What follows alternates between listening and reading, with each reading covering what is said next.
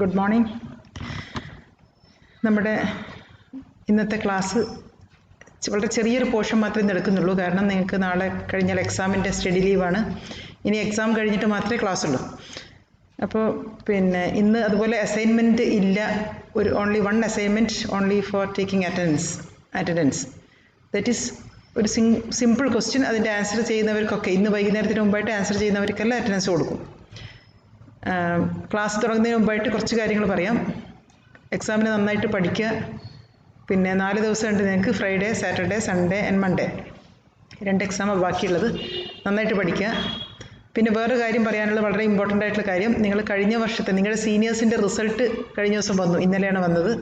വളരെ ഡിസപ്പോയിൻറ്റിങ് റിസൾട്ടായിരുന്നു. കാരണം നമ്മുടെ ഡിപ്പാർട്ട്മെൻറ്റിൽ കുറേ വർഷങ്ങൾ കൂടിയിട്ട് കിട്ടിയ വളരെ മോശം റിസൾട്ടാണ്. 78% 7 പേര് ഫെയിലായി. നമുക്ക് ഇത്രയും പേര് ഫെയിലാവുന്നത് വളരെ അടുത്ത കാലത്തൊന്നും ഉണ്ടായിട്ടില്ല. നമുക്ക് 97, 94 അങ്ങനെ പെർസെൻറ്റേജ് സാധാരണ കിട്ടുക. above 90 മിക്കവാറും ഉണ്ടാകുന്നത്.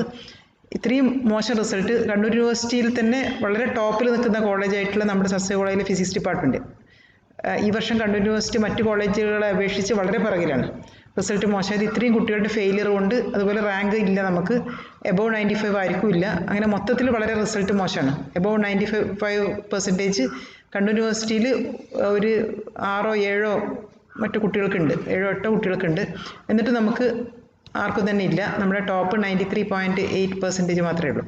അതുമാത്രമല്ല, അതിനേക്കാൾ ഇമ്പോർട്ടൻ്റ് ആയിട്ട് നമ്മുടെ ഇത്രയും പേര് ഫെയിലായി എന്നുള്ളതാണ്. 7 പേര് ഫെയിലായി എന്നുള്ളത് വളരെ ഷോക്കിംഗ് ന്യൂസാണ്. ഡിപ്പാർട്ട്മെൻറ്റിൻ്റെ വളരെ മോശമായിട്ടുള്ള ഒരു ന്യൂസാണ് ഈ റിസൾട്ട്. അപ്പോൾ അവർക്ക് സംഭവിച്ചത് നിങ്ങൾക്ക് സംഭവിക്കാതിരിക്കാൻ വേണ്ടിയുള്ള മുൻകരുതൽ എന്നൊക്കെ ഞാൻ പറയാണ്. അവർക്ക് നടന്നത് ആക്ച്വലി അവർ 4th സെം വരെ they were very good. They were at the best of their calibre. അതിനുശേഷം 4th സെമസ്റ്ററിന് ശേഷം 5th and 6th സെമസ്റ്ററിലാണ് അവർ മോശമായത്, പുറകോട്ട് പോയത്. കുറേ പേർക്ക് ബാക്ക് പേപ്പർ വന്നു, കുറേ പേര് ആബ്സെൻ്റായി, കുറേ പല കാരണങ്ങൾ കൊണ്ട് ചിലരൊക്കെ ആബ്സെൻ്റായി. അങ്ങനെ പല രീതിയിൽ നമ്മൾ പ്രതീക്ഷിക്കാതെ അതിന് മുമ്പ് ഫെയിലാവാത്ത 1-2 പേരൊക്കെ അവസാനത്തെ സെമസ്റ്ററിൽ ഫെയിലായി. അവസാനത്തെ 5th and 6th ആയിട്ട് കുറച്ച് പേര് ഫെയിലായി. അങ്ങനെയാണ് ഇത്രയും ഫെയിലിയർ വന്നത്. അപ്പോൾ അവർ അവസാനത്തെ 2 സെമസ്റ്റർ സീരിയസ് ആയി എടുക്കാത്തതാണ് പറ്റിയത്. നമ്മൾ ഏറ്റവും കൂടുതൽ സീരിയസ് ആവേണ്ടത് നിങ്ങളുടെ 4th and 5th സെമസ്റ്ററാണ്. സബ്ജക്റ്റ് മാത്രം നമ്മൾ പഠിക്കുന്നത്, ലാംഗ്വേജ് ഇല്ല, ഇംഗ്ലീഷ് ഇല്ല, മറ്റു കാര്യങ്ങളൊന്നുമില്ല. അപ്പോൾ ഫുള്ള് 100% നമ്മുടെ സബ്ജക്റ്റ് പഠിക്കുന്ന വളരെ സീരിയസ് ആയിട്ട് അപ്രോച്ച് ചെയ്യേണ്ട ഒരു ഇയറാണ് ലാസ്റ്റ് ഇയർ. ലാസ്റ്റ് ഇയറിലുള്ള റിസൾട്ടാണ് നിങ്ങളുടെ മൊത്തം റിസൾട്ടിനെ ബാധിക്കുക. അതിന് മുമ്പ് ഫെയിലായതൊക്കെ നമുക്കിപ്പോൾ ഇമ്പ്രൂവ് ചെയ്യാൻ വേണ്ടി പറ്റും. അങ്ങനെ സിസ്റ്റമാറ്റിക്കായിട്ട് ഓരോ ദിവസം എടുക്കുന്ന ക്ലാസ്സുകൾ ഓൺലൈനായാലും ശരി, അല്ല ഡയറക്റ്റ് ക്ലാസ് ആയാലും ശരി, കൃത്യമായിട്ട് നോട്ട്സ് ഉണ്ടാക്കുക, കൃത്യമായിട്ട് പഠിക്കുക, അതിൻ്റെ ബുക്ക് റെഫർ ചെയ്യുക, പഴയ ക്വസ്റ്റ്യൻ പേപ്പേഴ്സ് റെഫർ ചെയ്യുക. അങ്ങനെ പഠിച്ചിട്ടില്ലെങ്കിൽ ഫെയിലായി പോകും. അപ്പോൾ നമ്മൾക്കറിയാം, ഇനി അധികമൊന്നും സമയമില്ല വെറുതെ കളയാൻ വേണ്ടിയിട്ട്. ഈ റിസൾട്ട് നിങ്ങൾക്ക് എപ്പോഴും ഡിഗ്രി ഫസ്റ്റ് ചാൻസിൽ ഡിഗ്രി പാസ്സാവുന്നതും അല്ലാതെ പിന്നീട് പാസ്സാവുന്നതും തമ്മിൽ ഒരുപാട് വ്യത്യാസമുണ്ട്. നിങ്ങൾ പുറത്തെത്തിയാലും മനസ്സിലാവുക. നിങ്ങളൊരു ഇൻ്റർവ്യൂവിന് പോകുമ്പോൾ ആദ്യം ചോദിക്കുക, നിങ്ങൾ എപ്പോഴും ഡിഗ്രി പാസ്സായി. അപ്പോൾ ഇയർ ചോദിക്കും. +2 ഇന്ന വർഷം കഴിഞ്ഞു, അത് കഴിഞ്ഞ് 4 വർഷം കഴിഞ്ഞിട്ടാണ് ഡിഗ്രി പാസ്സാവുന്നതെങ്കിൽ 1 വർഷം എവിടെ പോയി എന്നുള്ള ക്വസ്റ്റ്യൻ നിങ്ങളുടെ ജീവിതം മുഴുവൻ ചോദിക്കും. അപ്പോൾ നിങ്ങൾ ഫെയിലായി കഴിഞ്ഞാൽ നിങ്ങൾക്ക് പോകുന്ന ആ ഒരു ഇയർ എന്ന് പറയുന്നത് നിങ്ങൾക്ക് ഒരിക്കലും അത് നികത്തപ്പെടാൻ പറ്റില്ല. കാരണം നിങ്ങളോട് എപ്പോഴും നിങ്ങൾ എവിടെ പോയി കഴിഞ്ഞാൽ നിങ്ങൾ സർട്ടിഫിക്കറ്റ് കൊണ്ട് പോകുമ്പോൾ, +2ൻ്റെ സർട്ടിഫിക്കറ്റ് കഴിഞ്ഞു ഡിഗ്രിൻ്റെ സർട്ടിഫിക്കറ്റ് കാണിക്കുമ്പോൾ ഈ ഒരു ഗ്യാപ്പ്, 1 വർഷം എവിടെ പോയി എന്നുള്ള ക്വസ്റ്റ്യൻ നിങ്ങൾക്കൊരു ഡീമെറിറ്റായിട്ട് തന്നെ നിൽക്കും. ഏത് ജോലിക്ക് പോയി കഴിഞ്ഞാലും അതിൻ്റെ ആ ക്വസ്റ്റ്യൻ മാർക്ക് നിങ്ങളുടെ അടുത്ത് പോവുകയില്ല. അതുകൊണ്ട് ഫസ്റ്റ് ചാൻസ് തന്നെ മുഴുവൻ ആളും ഈ ക്ലാസ്സിലുള്ള 100% പേര് പാസ്സാവണം. മാത്രമല്ല, കണ്ണൂർ യൂണിവേഴ്സിറ്റിയിൽ ടോട്ടൽ ഒരുപാട് A+ ഉള്ളതിൽ നമുക്ക് 4 പേർക്ക് മാത്രമാണ് A+ കിട്ടിയത്. അതേസമയം മറ്റ് ചില കോളേജിലൊക്കെ 19 A+ ഉള്ള കോളേജുകളുണ്ട്, 8 A+ ഉള്ള കോളേജുകളുണ്ട്, 19 A+ ഉള്ള 2 കോളേജുണ്ട്. അങ്ങനെയൊക്കെ ഇരിക്കുക നമ്മൾ വെറും 4 A+, അതിൽ ഇത്രയും ടോപ്പ് മാർക്ക് ഇത്രയേ ഉള്ളൂ. കുറേ പേര് ഫെയിലിയർ. മൊത്തത്തിൽ നോക്കുമ്പോൾ വളരെ മോശം റിസൾട്ടാണ്. അപ്പോൾ ആ റിസൾട്ടിൽ നിന്ന് പാഠം ഉൾക്കൊണ്ടിട്ട് നിങ്ങൾ 100% റിസൾട്ട് പരമാവധി ആൾക്കാർ A+ വാങ്ങിക്കുക, നല്ല റിസൾട്ട് വാങ്ങിക്കുക, ബാക്കിയുള്ളവർ A വാങ്ങിക്കുക.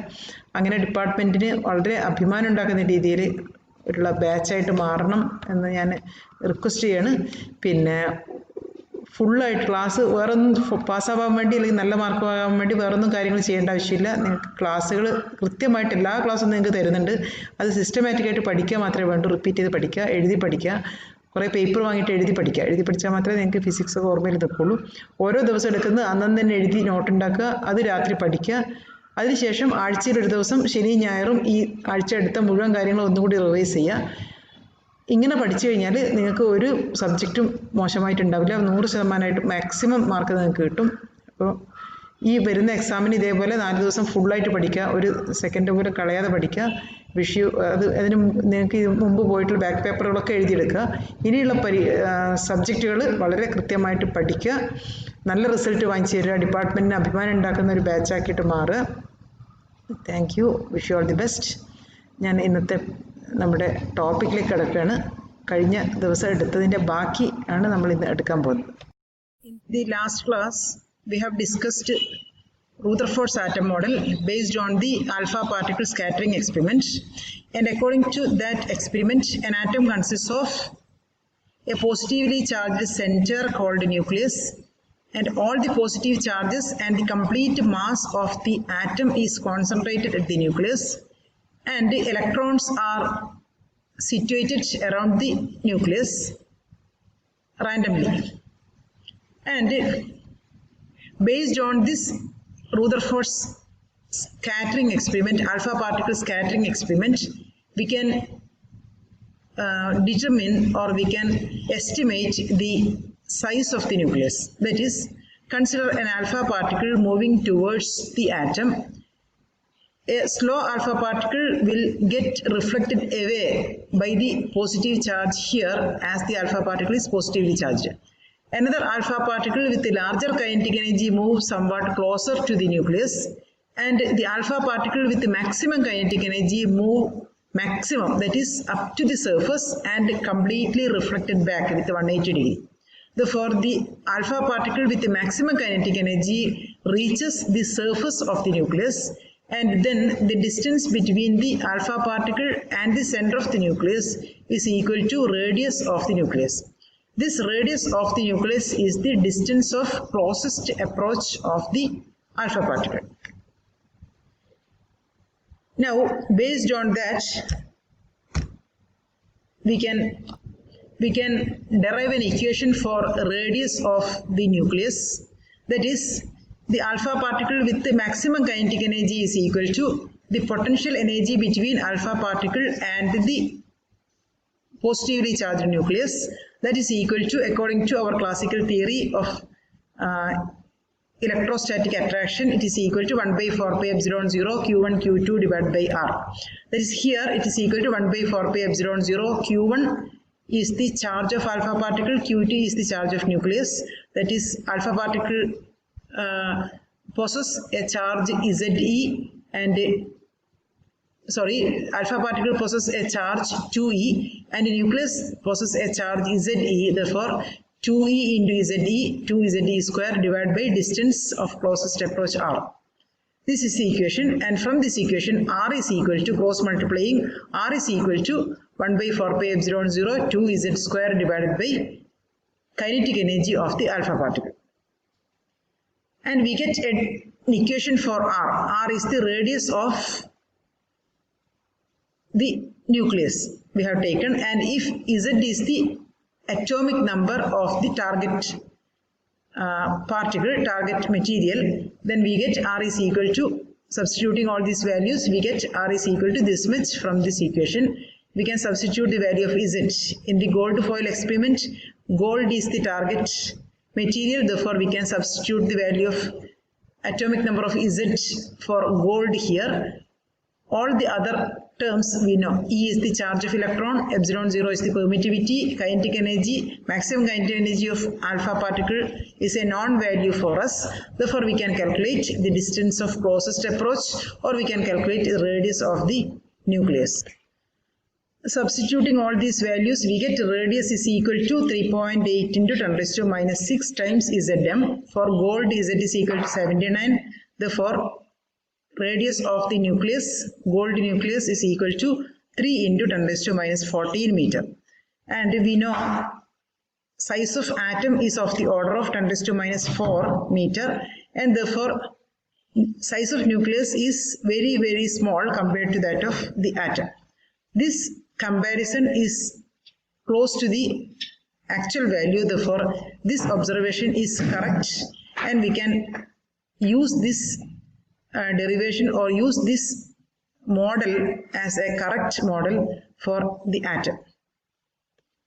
Now we can go to some other derivations to get some values of nucleus, some basic parameters of nucleus. That is, consider the force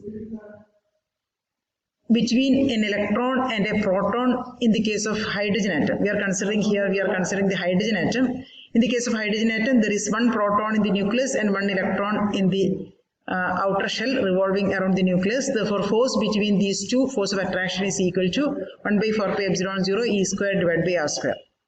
And we know the force is equal to centripetal force. There is, whenever a particle is revolving around a center, there is a centripetal force. Centripetal force is equal to mv square by r. Therefore, mv square by r centripetal force is equal to electrostatic attractive force 1 by 4 pi epsilon 0 E square by r square. Therefore, r is equal to, from this equation we get r cross multiplying, we get r is equal to 1 by 4 pi epsilon 0 E square divided by mv square. M is the mass of the electron, V is the velocity of the electron revolving in the hydrogen orbit of the hydrogen around the nucleus, and epsilon 0 is the permittivity. That is, velocity square is equal to E square divided by 4 pi epsilon 0 m into r, or velocity is equal to E divided by square root of 4 pi epsilon 0 m into r. That is, velocity of the electron orbiting in a hydrogen atom is equal to this much value. Electron velocity is equal to E divided by square root of 4 pi epsilon 0 mr. And now we have to calculate the total kinetic energy possessed by an electron in a hydrogen atom. Kinetic energy is equal to, general equation, kinetic energy is equal to half mv square, potential energy is equal to 1 by 4 pi epsilon 0 q1 q2 divided by distance. In the kinetic energy equation, we can substitute the value of velocity. Therefore, we get 1 by 2 m into v square. Instead of v square, E square divided by 4 pi epsilon 0 mr. Potential energy is equal to 1 by 4 pi epsilon 0 charge E of the proton into charge minus E of the electron divided by distance r. Therefore, minus E square divided by 4 pi epsilon 0 r. Therefore, total energy is equal to kinetic energy plus potential energy. Potential energy is negative, therefore minus this value. Kinetic energy is equal to, substituting the value of velocity in this equation, we get kinetic energy is equal to this much. Substituting these two values and simplifying, we get E is equal to minus E square by 8 pi epsilon 0 r. This is the equation for total energy of hydrogen atom. E is equal to minus E square divided by 4 pi epsilon 0 r. R is the radius of the atom. E is the charge of electron. For hydrogen atom, we can calculate the value of R. From the equation we have already derived, R is equal to minus E square by 4 pi epsilon 0 into kinetic energy. Here, electron charge is this much, epsilon 0, value of epsilon 0 we can substitute, and kinetic energy, maximum kinetic energy is equal to, of alpha particle is equal to, of the electron is equal to minus 2.2 into 10 to minus 18. Therefore, radius of electron revolving around the nucleus in a hydrogen atom is equal to 5.3 into 10 to minus 11 meter. This value, energy, is the energy of the first shell or first orbit of hydrogen, that is its ionization energy, or that we can define as the energy required to remove an electron from the first shell of hydrogen atom, that is equal to minus 13.6 electron volts, or in joule it is equal to minus 2.2 into 10 to minus 18. We will study it later in detail. Therefore, this is the radius 5.3 into 10 to minus 11 meter. This is the radius of the first orbit, or it is called Bohr radius. Bohr radius is the radius or distance of the electron from the center of the nucleus of a hydrogen atom when it is when the electron is in the first shell. Or we can define Bohr radius as the radius of the first orbit of electron. 5.3 into 10 to minus 11 meter. And velocity of the electron orbiting in the first orbit can be derived by using this equation. We can substitute the values of E, M and R. These values, M is equal to mass of electron is equal to 9.1 into 10 to minus 31 kilogram, and R is equal to this value we have derived here, and we get velocity of an orbiting electron in a hydrogen atom in the first orbit in the Bohr radius is equal to 2.2 into 10 raised to 6 meter per second. These two data we have to remember. We need it when we do some problems. Now we are going to the last portion of this class, that is failure of classical physics. We are describing atom model based on Rutherford's concept, and according to this Rutherford's concept or classical theory, it is based on the classical theory because it is based on the electromagnetic equations, and according to the classical physics, whenever an electron is here in a fixed orbit or in an orbit revolving around the positively charged nucleus, it slowly radiates energy, and whenever it radiates energy, it reduces its radius of the orbit and slowly it approaches to the nucleus and it suddenly finally collapses to the nucleus. Since this atom model is based on classical theory, according to this classical concept, electron should collapse to the nucleus, but actually this is not happening. Actually, electron is always revolving in a fixed orbit, or there is no change happens to the structure of the electron, structure of the atom. Therefore, there is some mistake regarding the classical theory to explain the atom model. This is the main drawback of this atom model according to classical physics that put forward by Rutherford. Therefore, we cannot explain atom model completely based on the classical physics. That is, the analysis above, that is the analysis of atom model described above is a straightforward application of Newton's laws of motion and Coulomb's law of electric force. These two theories are Newton's laws as well as Coulomb's law are the two pillars of classical physics, and if we are considering these two laws, we have to consider another pillar of classical physics, that is electromagnetic theory. But electromagnetic theory fails here. According to electromagnetic theory, the electron must collapse to the nucleus if it is negatively charged and the nucleus is positively charged. But it is not happening. Therefore, we cannot explain atom model completely based on the classical physics. That is the main explanation behind the failure of atom model put forward by Rutherford based on classical. That's all regarding to today's topic, and we have to move to some other model, and somewhat accepted model is Bohr's atom model put forward by Niels Bohr in the year 1913. We can explain it in the next class. Today you have a single assignment you have to do now itself, or you can do before evening, and based on that, as I have told already, your attendance will be calculated. And once again, wish you all the best for the examination. Prepare well. We can meet again next week. Thank you.